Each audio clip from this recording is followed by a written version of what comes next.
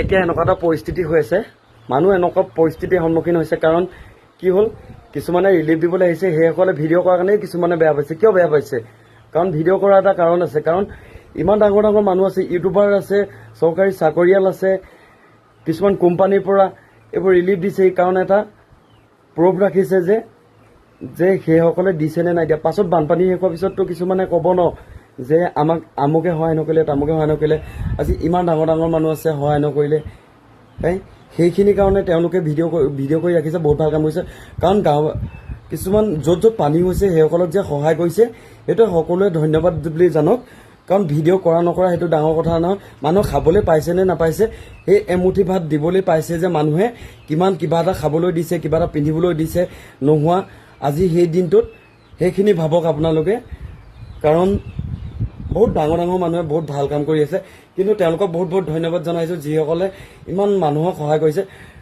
আৰু আমাৰো 3 দিন যেনেকৈ আমি ফচি থাকিলোঁ ইমান দিনে, আমাৰ এই লখিমী সোমাই আহি লখিম পুখুৰী বুলি কয়, প্ৰথম লখিমী আলিটোত আমাৰ পানী নহ'ল, আমাৰ লখিম পুখুৰী বুলি কয়, লখিম পুখুৰী গাঁওখন পানী হ'ল আৰু বহুতো নষ্ট কৰিলে। ঘৰটো আমাৰোতো বহুত নষ্ট কৰিলে, ঘৰৰতো ক'বই নালাগে, যিকোনো ডিভান হওক, বিচনা চৌকেছ যিয়ে নহওক চব সকলো শেষ হ'লেও কি হ'ব, অকলে অকলে ঘৰত কাম লাগি আছোঁ।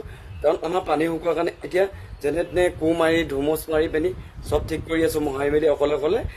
আৰু সকলোৱে ঘৰতে নিজে নিজে কাম লাগি আছে, কাৰণ এনেকুৱা এটা পৰিস্থিতি আহিব বুলি কোনোদিন ভবা নাছিলোঁ।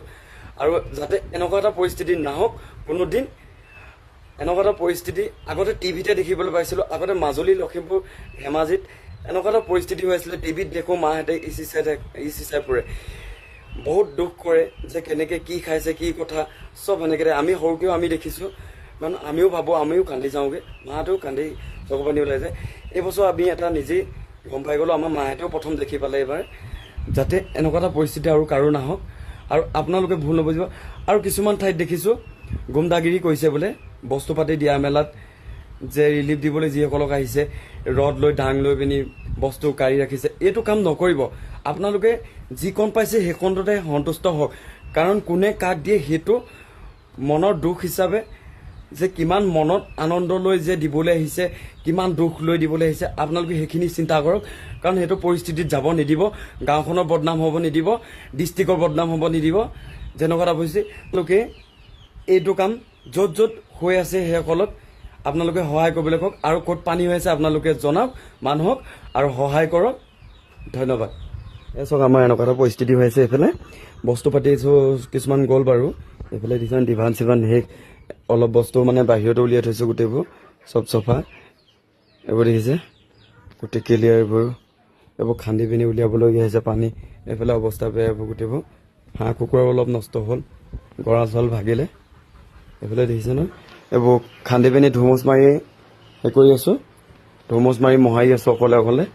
এইফালে ফেনো চলাই আছোঁ, এইফালে দেখিছে। এইফালে এইটো ৰুম কমপ্লিট হৈছে বৰ্তমান। এইফালে